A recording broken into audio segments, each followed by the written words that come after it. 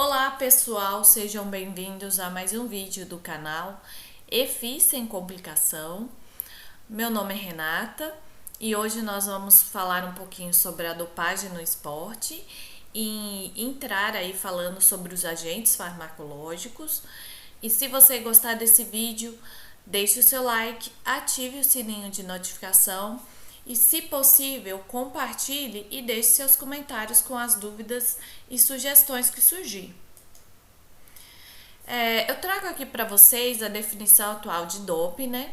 Que ela considera-se como doping a utilização de substâncias ou métodos capazes de aumentar artificialmente o desempenho esportivo, sejam eles potencialmente prejudiciais à saúde do atleta ou à de seus adversários, ou contrário ao espírito do jogo limpo.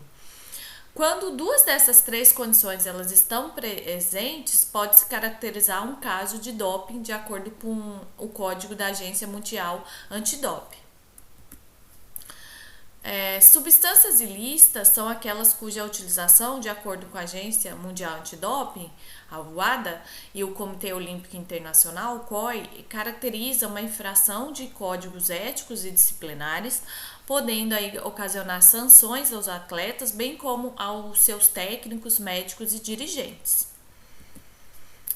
Aqueles que de alguma forma então participam de forma ativa do esporte de alto rendimento, sejam eles atletas, treinadores e médicos especializados, eles têm que buscar atualização constante para evitar o uso aí acidental de medicações que pode ocasionar uma infração da regra antidoping. Existem alguns tipos de controle antidoping, né?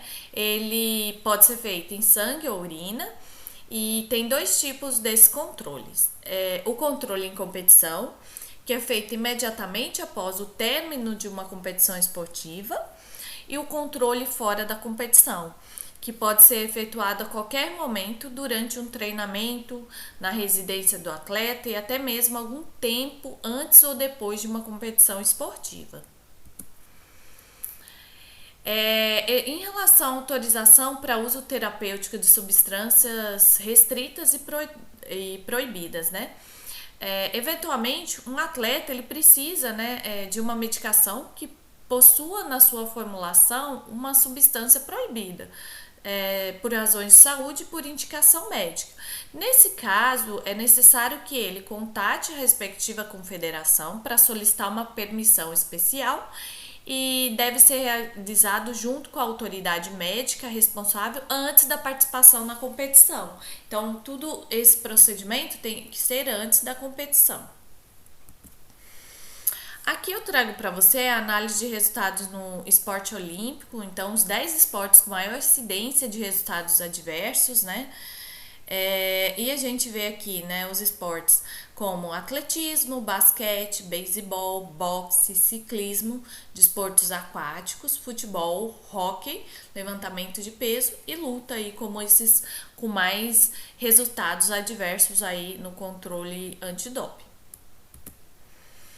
Então, inicialmente nós vamos falar dos agentes farmacológicos. Numerosos agentes farmacológicos ou drogas foram sugeridos como tendo propriedades ergogênicas. Eu vou trazer alguns aqui para vocês. O primeiro que eu vou falar é sobre as anfetaminas, que ela, né, é uma derivada, a anfetamina e seus derivados, eles são estimulantes do sistema nervoso central. Os benefícios ergogênicos sugeridos são: psicologicamente, se acredita que essas drogas elas aumentam a concentração e a atenção mental. Os atletas eles se sentem mais competitivos e os indivíduos que utilizam ela relatam a sensação aumentada da habilidade, sentindo que estimula a atingir níveis mais altos de desempenho. Em relação ao desempenho real, acredita-se que as anfetaminas auxiliam os atletas a correr mais rápido, a arremessar mais longe, a saltar mais alto e retardam o início da fadiga total à exaustão. O que tem-se de comprovação é que alguns estudos mostram que a anfetamina não tem nenhum efeito, outros demonstram efeito ergogênico e outros indicam efeito ergolítico, né, prejudicando o desempenho. e como estimuladores aí do sistema nervoso central, aumenta aí o estado de atenção, levando a sensação de aumento de energia, autoconfiança e uma tomada de decisão mais rápida.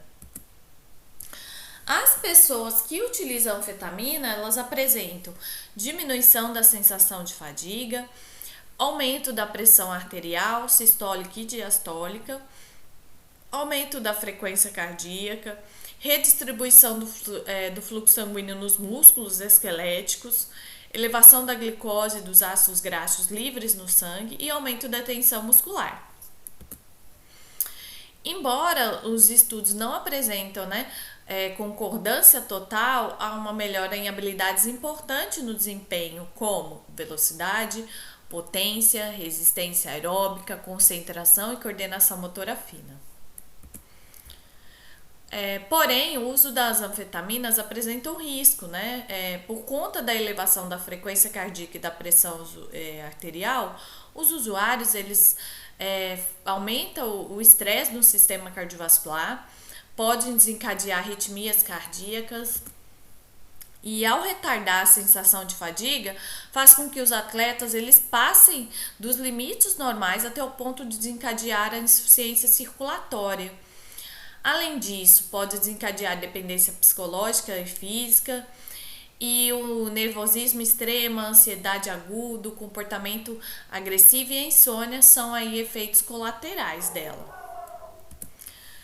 Agora, em relação aos beta-bloqueadores, Os bloqueadores beta-adrenérgicos, eles são uma classe aí de drogas que bloqueiam os receptores beta-adrenérgicos, impedindo aí a ligação do neurotransmissor noradrenalina.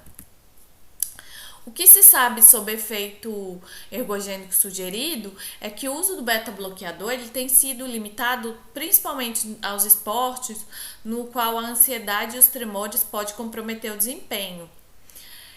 O beta-bloqueador ele pode reduzir a frequência cardíaca, por exemplo, do atirador, permitindo maior tempo para que ele estabilize o alvo antes de disparar ou atirar a flecha antes do batimento cardíaco seguinte. Eles também foram postulados por melhorar adaptações fisiológicas ao treinamento de endurance de longa duração, porque o uso crônico aumentaria a quantidade de receptores beta no organismo. O treinamento de endurance junto com o uso de drogas beta-bloqueadores aumentaria a quantidade desses beta-receptores do atleta, permitindo então uma resposta simpática após a interrupção do uso da droga. O que se tem de comprovado é que eles diminuem os efeitos da atividade do sistema nervoso central, ocorre diminuição da frequência cardíaca. Os estudos revelaram que diminui o consumo máximo de oxigênio, a capacidade ventilatória máxima, a frequência submáxima e máxima, a frequência cardíaca, o débito cardíaco máximo e a pressão. Então, seria ruim para um esporte de longa duração, por exemplo. Parece ter pouca influência sobre a força, a potência e resistência muscular localizada. Então, dependendo do tipo de desempenho desejado, o beta-bloqueador ele pode ser ergogênico, auxiliar aí, por exemplo, em esporte de mira, ergolítico, então atrapalhar o atleta e diminuir a capacidade aeróbica, se a gente for pensar numa prova de resistência de longa duração, e sem efeito, nas provas de força, potência e resistência muscular localizada. O risco do uso do beta-bloqueador, ele pode induzir a broncoespasmo em pessoas com asma, causar insuficiência cardíaca em pessoas que apresentam problemas, em pessoas com bradicardia, frequência cardíaca baixa, pode levar ao bloqueio cardíaco. Algumas pessoas com diabetes tipo 2, elas podem apresentar hipoglicemia porque os beta-bloqueadores ele aumentam a secreção de insulina e pode produzir uma fadiga pronunciada, inibindo aí o desempenho atlético e diminuindo a motivação do atleta. Outro recurso que a gente vai falar, é a cafeína. Ela é encontrada no café, no chá, no cacau, nos refrigerantes e em vários outros alimentos. É um estimulante do sistema nervoso central. Seus efeitos são próximos ao da anfetamina, embora seja mais fraco. O que se sabe de benefícios ergogênicos sugeridos é que aumenta a tensão, a concentração, tempo de reação, os níveis de energia. As pessoas que usam, elas frequentemente se sentem mais fortes e mais competitivas e acreditam que pode realizar um esforço mais prolongado antes que ocorra o início da fadiga. Como efeito comprovado, tem o aumento da atenção mental e concentração, a melhora do humor, a redução da fadiga e o retardo do início da fadiga, diminuição do tempo de reação, aumenta a liberação de catecolaminas, adrenalina e noradrenalina, aumenta a mobilização de ácido graxo livre e o uso de triglicerídeos musculares. Porém, esses efeitos eles são mais consistentes em pessoas que não utilizam a cafeína. A cafeína, então, ela melhora o desempenho de endurance, possivelmente através do aumento da mobilização dos ácidos graxos, poupando assim o glicogênio muscular, reduz a percepção de esforço para uma mesma taxa de trabalho, uma mesma intensidade, podendo aí permitir que seja realizado um trabalho com uma intensidade maior.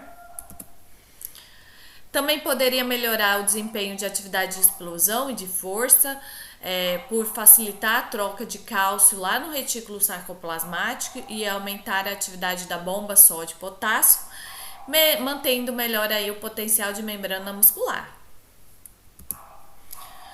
Em relação aos riscos do uso da cafeína, em pessoas não acostumadas ao uso, aqueles sensíveis a essa droga ou naqueles que consomem doses elevadas, ela pode produzir nervosismo, agitação, insônia e tremores. Atua também como um diurético, aumentando o risco de desidratação e de doenças relacionadas ao calor, e perturba aí o padrão normal do sono, contribuindo para a fadiga.